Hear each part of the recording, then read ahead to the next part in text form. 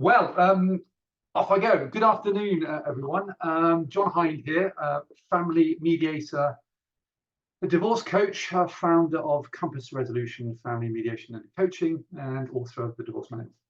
This afternoon, I'm going to talk to you about the rather challenging area of coaching.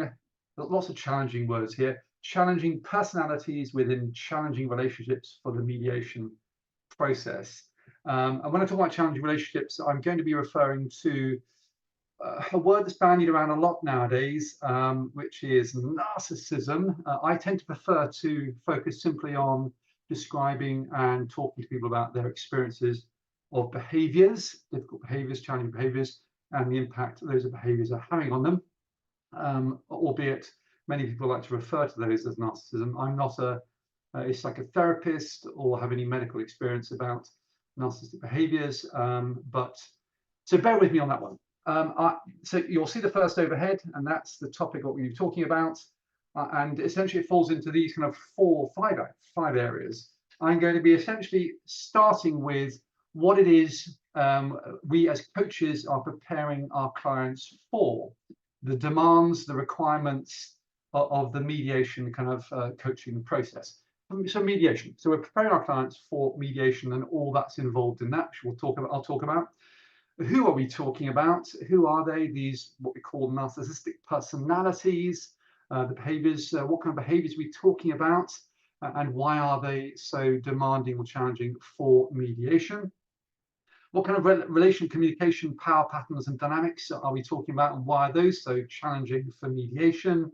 And fourthly, which I've already mentioned, why do these personalities find mediation so challenging, and how can conflict coaching help? Now, it's obviously a massive subject. When I started out to kind of creating this webinar, I kind of essentially created about 35 PowerPoints. It's kind of whittled down to about 8. So bear with me. There's lots more information you can get hold of. We can get hold of. I'll try and give you some indications of where you can get hold of that information as I go through. So firstly, let's look at again, coaching, the mediation coaching process. What are we coaching for? We are coaching for accountable decision-making and collective problem solving. So the people who come into mediation are going to be very accountable for the decision-making process they're in, and which essentially is going to involve a lot of collective problem solving. We can already begin to see the challenges that might be coming up for the kind of personalities we're talking about.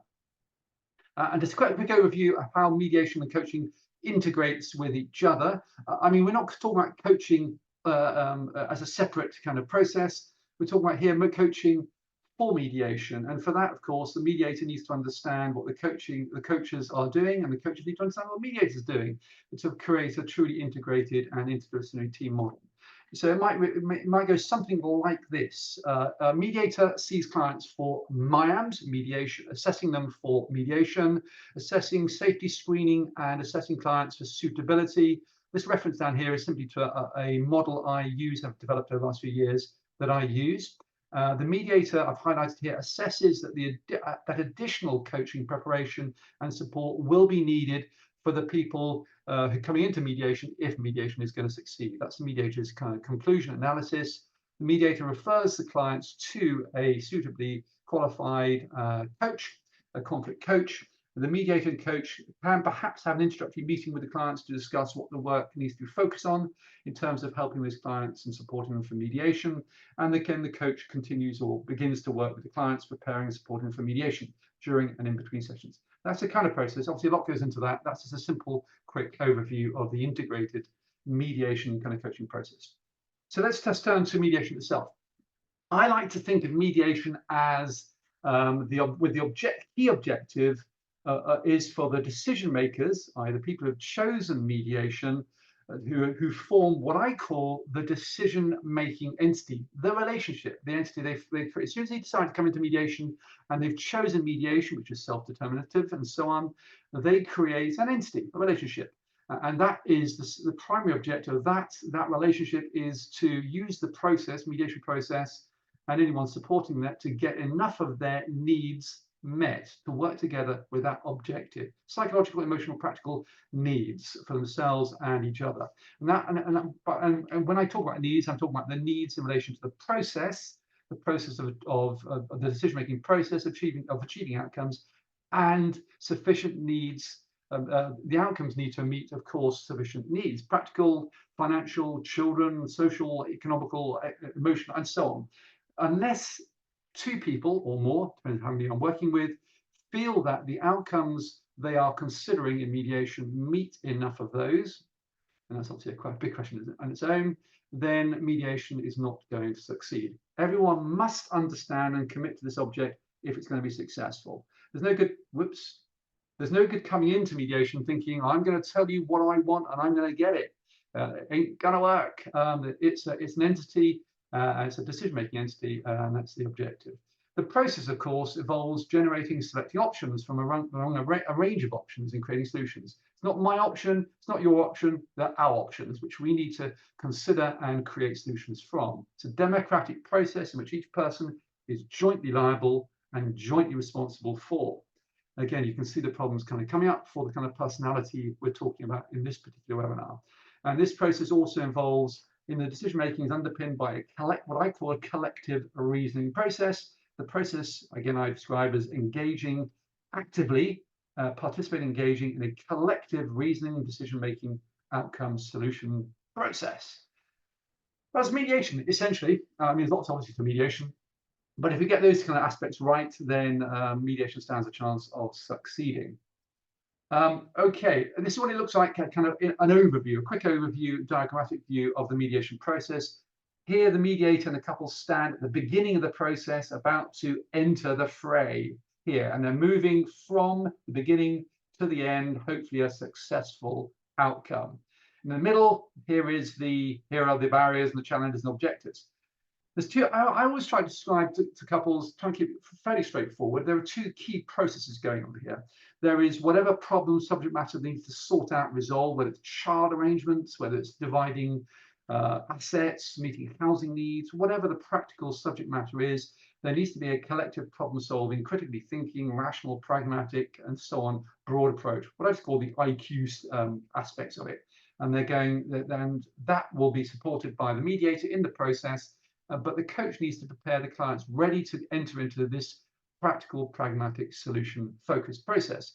Beneath that, of course, waiting to ambush them at every stage are the underlying relational communication aspects: beliefs, biases, assumptions, personality issues, differences of style, and so on and so forth.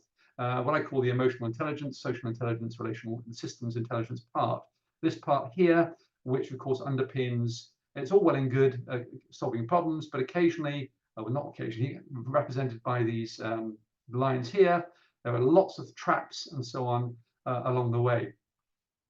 So this process here, this relational communication process and collective problem solving process, needs to meet along the way enough of each person's needs. When I'm talking about their needs in terms of being heard, listened to, understood, respected, views respected, engaged, participate in the decision-making process. It's about sharing ideas and so on. And it's this process that needs to work in order to achieve an outcome through exploring options, an outcome that meets enough needs, practical, psychological, emotional. I hope that's pretty clear, but that's essentially as I describe to clients in my mind.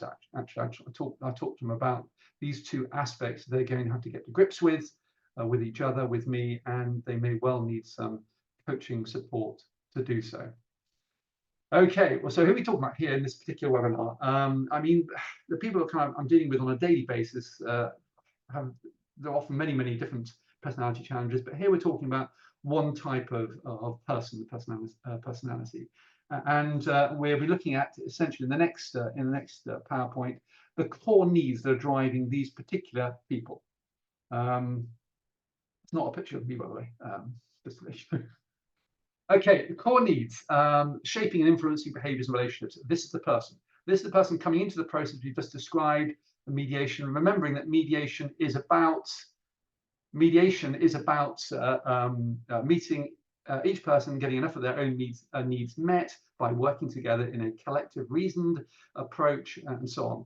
So some of the needs you'll be very familiar with. They relate to all of us, human beings, human needs, basic human needs: to feel secure within the process, to feel safe, have a purpose, to be seen, heard, respected, and so on. I started to highlight some that might start to cause a problem.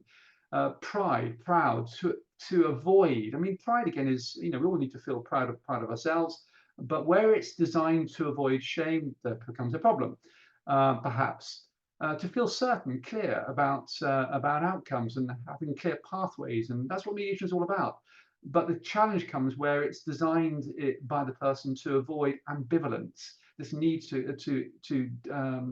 distinguish, to get rid of any sense of ambivalence in one's mind. That creates, of course, as we'll find out in the next overhead, rigidity, binary thinking, aggressive thinking, defensive thinking, and so on.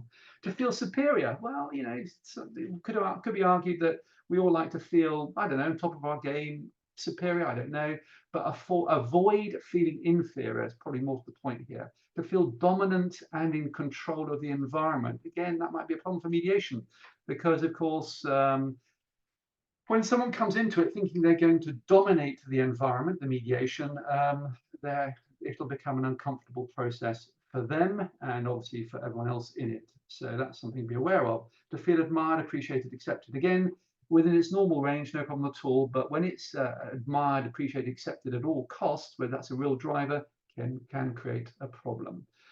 These ones I've highlighted here, these can reflect what I call the deficit self. I don't know, diminished self-worth, self-esteem, self-belief, self-confidence. All these behaviors are there to, I don't know, protect from, mask, and protect these people from, oneself from avoiding shame, ambivalence, and so on. If we're fighting that, we might come across as dominance and controlling and so on. And it's all about these things down here.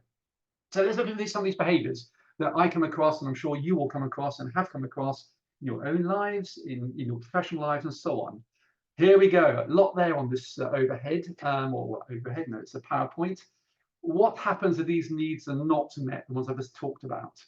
What I call narcissistic thinking and behavior. Again, there's lots written about this. I referred to some of the literature at the end. There's loads and loads and loads of books written on this, but these problems are problematic for mediation. And these are the ones that we're going to have to tackle and support our clients with if we're coaches and mediators. Binary rigid thinking, minimizing the need to minimize ambiguity and ambivalence, which of course, binary and rigid thinking deals with the sense of dissonance, incongruity. People don't like to feel, I don't know, ambivalent, in two minds about things. They like clarity and so on. Here, for these kind of people, the narcissistic thinkers, it's a real problem, and it can create very rigid, very binary, and also very defensive, which is the next one, highly sensitive kind of approach. Sensitive to feeling criticized, sometimes bordering on paranoia. This is a real challenge, this next one as well, invalidating others. When they're feeling their own views and beliefs and so on are being challenged, when someone else expresses a view that's different from their own, they can slip into being dismissive, demonizing, undervaluing, devaluing, disrespectful when feeling challenged, and so on. Again, all problem behaviors. Lack of, I won't kind of dwell on all these, but you can scan. I'm sure you're scanning them anyway. Lack of remorse, rarely apologizes, needing the last word, needs to be right, needs to win. Again, that fits into this binary. I'm either the winner or I'm the loser. I'm not going to be the loser, so I'm going to win. I'm going to be strategic, and I'm going to do everything I can to win the space, to dominate the space, to win the argument, to win outcomes. Problem for mediation. Selfish, self-centered, self-absorbed, self-obsessed in outlook and behavior, self-deceiving, delusional. Again, when it's really important for this kind of personality that they are believed, that they are I've talked about admired, appreciated, and so on, but they're believed. And often there's a lot of self-selection in LP terms. They do a lot of deleting, distorting, generalizing to fit their narratives around self-justification, self-entitlement, self-righteousness, etc., etc. There's a lot of blaming and judgment, and so on. So you can see down here, these behaviors are not great for mediation. You can go back to this, of course, because it's being recorded, but there are, again, you'll all be, I'm sure, very familiar with these, what I call at the bottom, defensive mechanisms, which are designed to meet the narcissistic core need, often to protect very fragile egos. Okay, so we talked about the mediation, we talked about the challenge mediation, the need to meet enough needs for each person to work together, collective reasoning and so on. We talked about the person, the personality, and some of the behaviors that they might find quite challenging. And let's talk a little bit about the relationship they've been in or they are in, the relationship that's come to an end. Divorce, because that's the area we're talking about, relationship communication, patterns of dynamics here. A brief case study. Look, so this will give us some context. I can take you through it very quickly. Here, in this case, we're talking about here, to give it some context. When I talk about E, I'm talking about E is short for the empath. Sorry to simplify it too much, but E is the empath. E's father has died. Again, I've been gender specific here. It doesn't have to be, as we all know, it doesn't have to be a male or female, but she receives no emotional support from her former partner, N, narcissist. This was the last straw after years of lack of care and kindness. E is now staying with friends. She's been secretly attending, because she has to be secret about this, from N, let's just call him N. She's attending therapy to build herself. She's been rebuilding. She's been entrapped for many years. She's now feeling strong enough to break away, but is feeling very anxious when she thinks about how it was and how she felt when she was with N. She's told N she will not be returning. Result? Well, the result is obviously the separation, but isn't it really important to remember N and E both have needs which need meeting? And this may well play out in mediation to some extent, and certainly what we need to be aware of as coaches and mediators if this couple want to come into mediation. N's needs are no longer being met by E. So N, we're talking about N here, the narcissist, is feeling insecure, unable to control outcomes.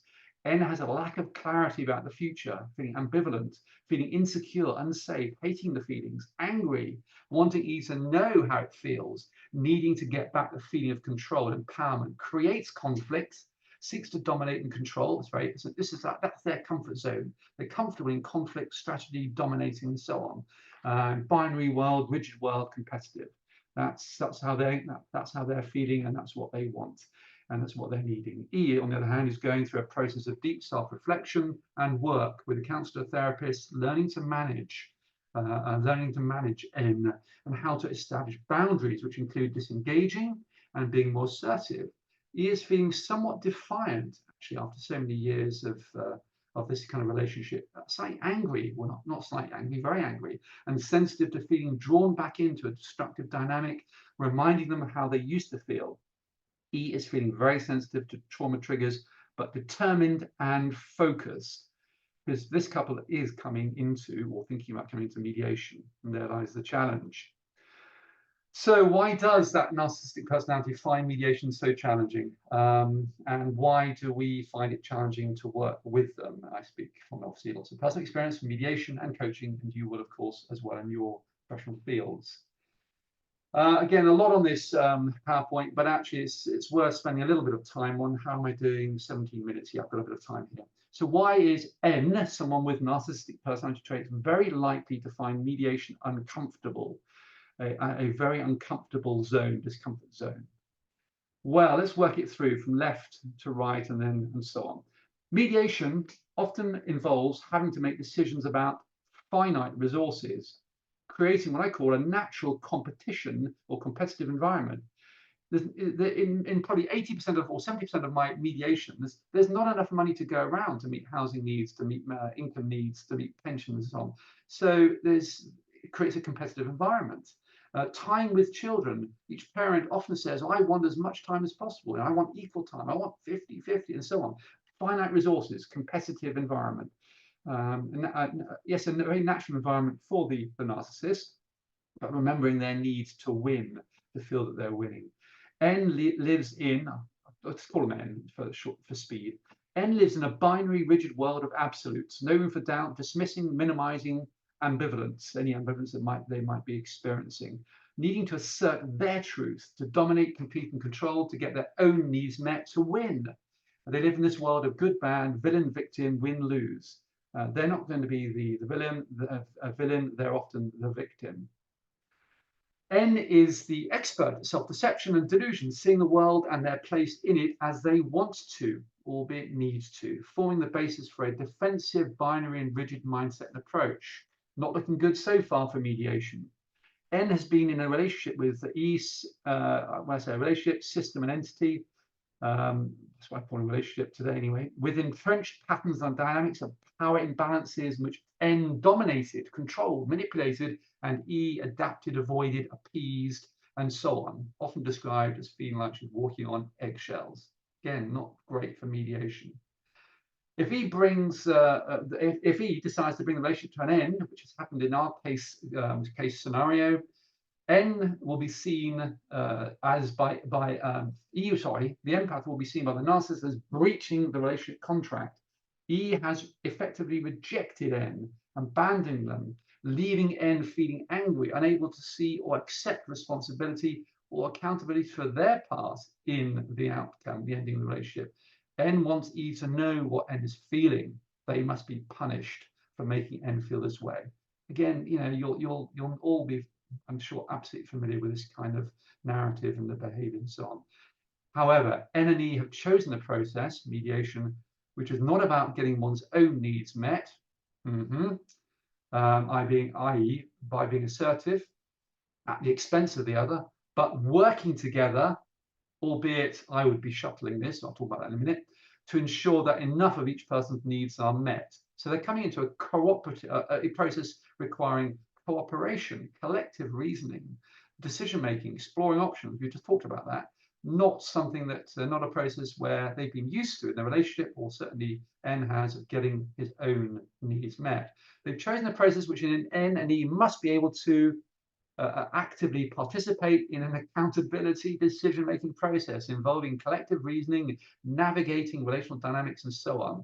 That's the mediation challenge. Mediation is never going to be a comfortable space or zone for N or E for that matter, but they will have to feel sufficiently comfortable, confident, safe, secure to meet the demands of the process, i.e. reaching decisions together and achieve successful outcomes. They will need to feel sufficiently prepared and supported for this. I felt it was worth spending some time on this one because that is that's the nub of it. That's the challenge there. Okay, let's go back to, we've now got our clients and we're, as a mediator now, well, with coach, I will need to assess that I've now got these two clients, one of whom is this challenging personality, and I'm having to assess for mediation and begin to create a preparation and support plan. It's a model I've created. I can't talk about in this webinar. There's not enough time, I'm afraid. I'm calling it MAPS, Mediation Assessment Preparation Support Plan.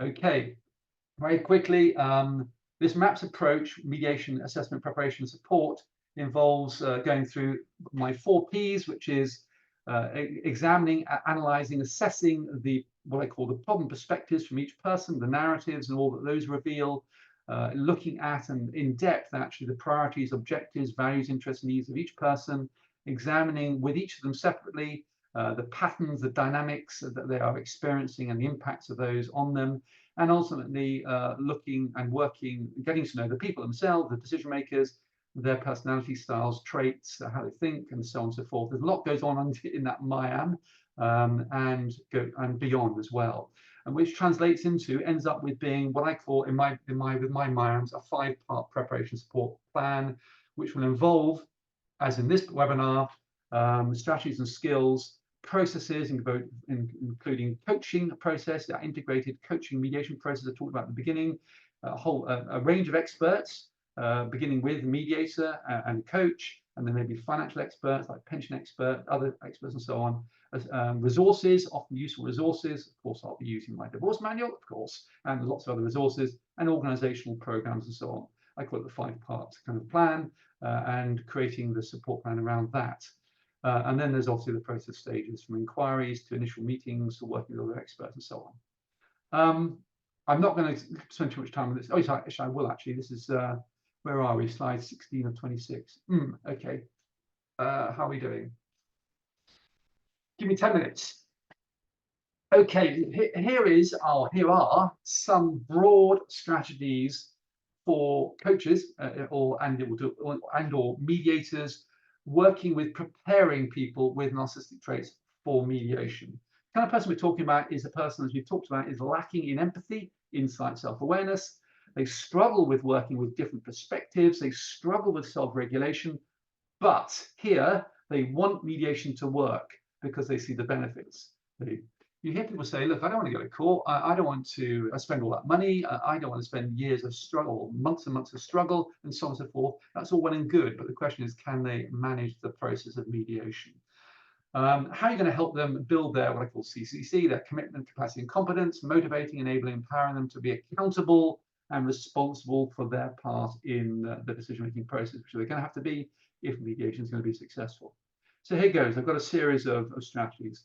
You need to ensure that N understands that success in mediation absolutely will require them to actively engage and participate in discovering what E, the other person, is needing. Ultimately, being able to offer to meet enough of these in terms of the process, listening, understanding, reflecting back, and so on, focusing them on perhaps the more transactional and reciprocal nature of the process, a more business-like approach perhaps, rather than the need to be able to connect at any deep relational level. That, as I said in this red part here, could lead to a lot of frustration. Working with them on building insight regarding, for example, the role their beliefs, biases, and assumptions might be playing in perpetuating the conflict, and attempting to build empathy and connection with E will feel incredibly frustrating and ultimately unrewarding for you, the coach, for the mediator, and ultimately for N.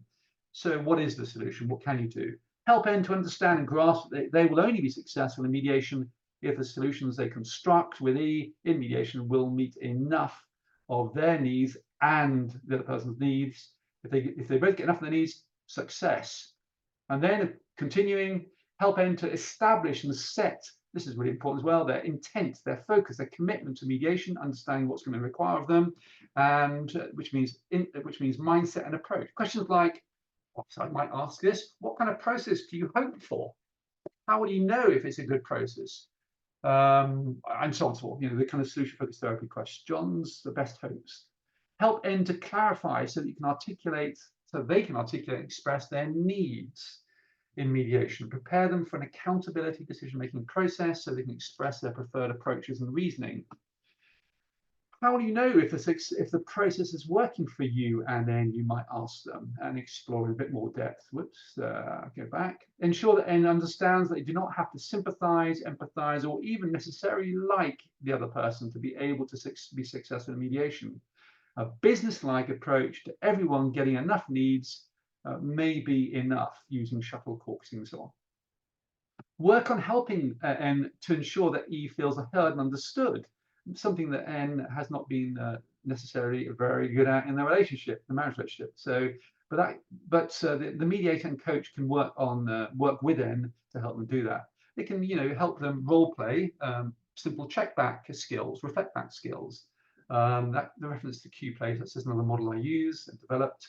So maybe before I share my view, would you be willing to share what you think about this? That's what they may ask in mediation, and that might catch the empath by surprise a little bit. So I often say to the challenging personality, I might say to them, what question might you ask of the other person that might pleasantly surprise them?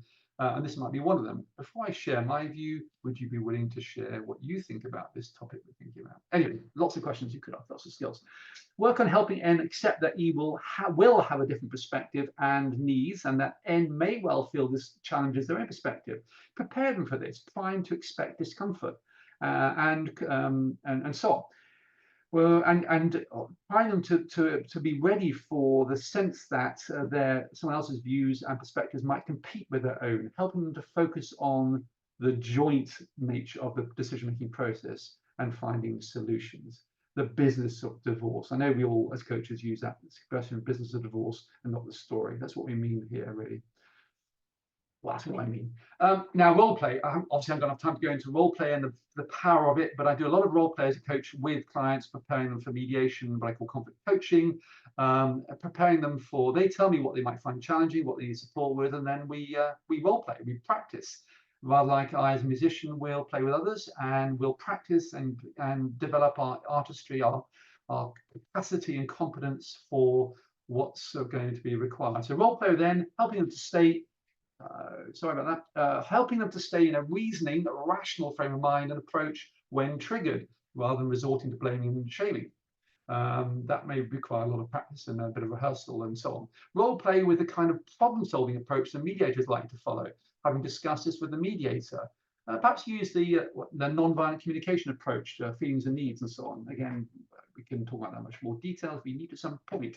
Practice self-regulation strategies, skills and techniques when triggered, asking for perhaps a few minutes time out, self-management strategies, breathing and so on.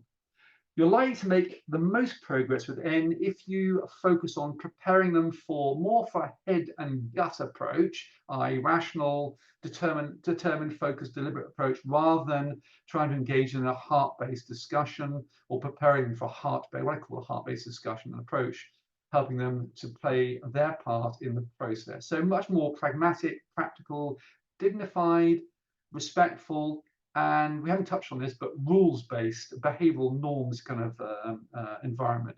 I often work with couples or individuals to develop and agree, I don't call them rules, I call them guidelines, behavioral norms, that they are both willing to commit to in mediation to make sure it's working for them. Okay, last few minutes, I think I've just hit 30 minutes. Last couple of minutes, just on some of the things that some resources I've used over the years to develop some skills. There are many, but these are just some of them. Actually, this is mainly for this webinar I've looked at and used to develop the webinar. Here we go. And they actually, you can see a very quick scan of this, they fall into two main parts. One is if you are coaching for mediation, you're a conflict coach, you're paying people in mediation, you need to know, of course, what they're coming into, the kind of mediation models and styles that the mediators are going to be using. They fall into, very commonly in this country, neutral facilitation, but there's narrative mediation, insight mediation, reflective mediation, relational mediation, evaluative mediation, and so on. You can read all about those, or any of those, and they all, my view is that they don't stand alone, they're all kind of integrated into a good mediation process. There's aspects of those, obviously reflective, insight, narratives, all used, all parts of a mediation process. And then at the more individual level, working with individuals, I tend to pull on or draw on the motivational interviewing, i.e. collaborative conversational style for strengthening motivation, commitment and change. I might use it for that. I might use solution-focused therapy skills and techniques for helping a person work with and build on their own resources. I call them 3 C's, commitment, capacity, and competence for mediation. Neuro-linguistic programming, I'm a practitioner, helping people to think and be aware of language and achieving desired outcomes. It's great for working on limiting beliefs and all sorts of things, values, eliciting values, and so on. Helping people to connect needs, values, desires with feelings and actions. Again, that can be quite useful, not so much in a shuttle mediation because there's no dialogue, but also, but if there is a dialogue in mediation, either they're in together online or in the same room, that's a very useful model, nonviolent communication. Developing what I call MD and MP, Jane in. Multiple perspectives and dynamics, developing a curious mindset, multiple perspective mindset. Reflective practice in conflict is a good model as well. Self-soothing, regulation and regulating emotions, again, mindfulness, breathing, all great stuff, and many, many, many others. Here are some of the books, references that I've used just for this webinar, actually. I would refer you to my divorce manual. There's some great chapters in there. Preparing to communicate mediation, divorce coach, supported mediation, and lots of other good stuff in there. It's taken me a few years to write that, but there it is. There's some great books written by Dr. Joseph Burgo, PhD. Why Do I Do That? That's a really good book about behaviors and unmet needs driving behaviors. And the narcissist, he's written a book especially about the subject. And there's a lot of other books about this narcissistic personality traits, covert emotional tactics, living with dominators, and so on. And then there's some good books about NLP. There's various loads that you can read. Motivational interviewing, Rosengren's 2nd edition, nonviolent communication, Marshall Rosenberg, and lots of good YouTubes on that as well. For solution-focused therapy, again, Ratner, George, and Iverson. There's just a few there. My details, John, campusresolution.co.uk, my website, and the book. Let me bring you back. Questions? Whistle stop tour.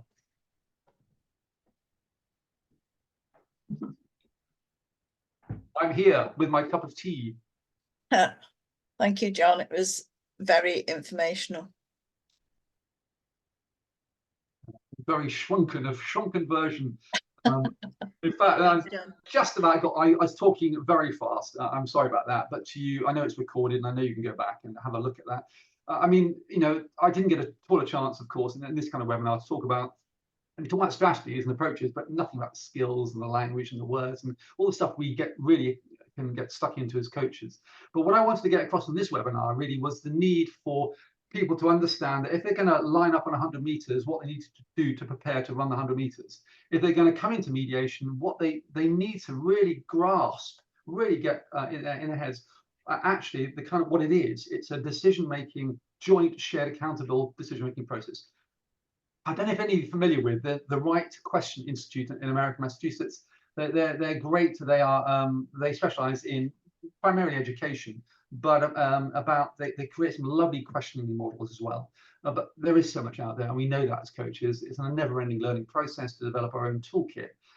That's just really a taster, kind of an overview. I know any questions that come out of that. We've got 9 minutes and 30 seconds. I think there's a question from Tara there in the chat there, John. Oh, sorry. Oh, gosh. Thank you, John. Really informative. How do you deal with a narcissist who refuses to engage in the legal maintenance and access process? Well, simplistically, they're either willing to, capable of, and competent enough to engage in a process where they can be part of the decision-making entity, collectively engaging, blah, blah, blah, or, and I tell people this, or actually, I say this: the process, mediation, decision making, is not fit. It's for you. Sorry, you're not. You could say you're not fit for the purpose.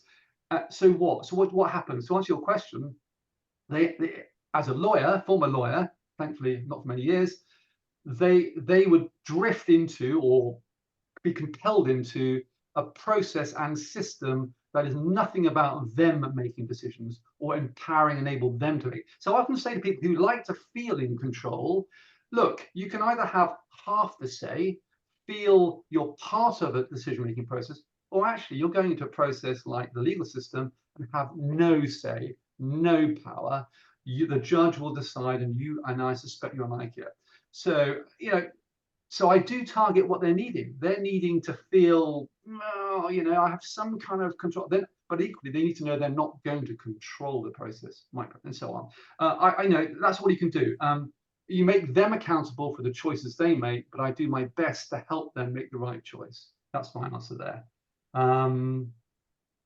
Very interesting. Thank you. Great answers. Thank you. Anything else that any of you would like to ask? I have a question, John, as a recently accredited mediator. Yes, well done. Congratulations. Yeah, that's great. But looking to you as the expert, so when you do get couples in and you spot, I mean, they're lucky to have someone like you who can spot that there could be a narcissist in the couple, or there could be some coercive control going on. And I know most times we would say mediation isn't the right choice for those situations. But if they do get someone like you who can spot that, how do you manage that? I think the preparation part is really interesting, that you prep them in advance so that they come into the room, already having some knowledge. But how do you manage that through the process, or how do you let one person know this might not be the right kind of process for you? Yeah, I say to them a number of things. A number of strategies really. I say this may be too demanding for you. It may be the process might not be right for you. Maybe too demanding. And let me explain why. And then I explain what the process will need from both of them to actively.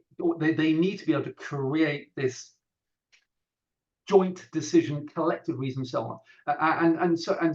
But I do say to them, well, do you think that might be something you will feel comfortable enough with? There, of course, the challenge with that question, and the reason I don't often ask it, is because they're going to say, of course, yeah, it's something that I'll be very comfortable with. I'm not going to demonstrate, show you any weakness at all. It's going to, but I might then say that's fine. But if you do come into my department store and you find you're needing to dominate it, you're not behaving in a way that actually the other person feels necessarily included enough. In other words, it's not working for you, then we'll bring it to an end. Essentially, actually, to answer your question, Mel, what I do is I try to build a sense of accountability in them. And so I'm from the very time I talk to them, maybe on the very first telephone call, I'm not putting them off mediation. I'm saying, actually, it is probably the only process that keeps you in the decision-making seat, i.e. you're making decisions. Every other process, mutual evaluation, private judging, FDR, it's all about taking decisions away. And that's why it is the toughest process. And so if you are going to come into it, you need to make sure that you are, number one, fully understand what you're taking on. And secondly, that you are prepared and feel supported. And then I talk about support circle and network and so on they've got. And that's when I actually will be saying, and actually this is sometimes I say, I'm not willing to mediate this unless you have additional coaching support. I've done that with about 5 people this year so far. And then it's that question of integrating the coach mediation approach, where you prep the coach and the client to work for in terms of focus on the demands that, of mediation. I don't know if that answers your question, but it's yeah, that's great, really good. Yeah, thank you.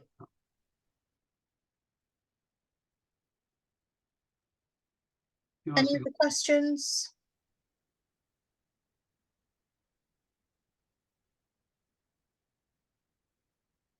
It's great to see you. How many people we got here? Who's here? Let's have a look.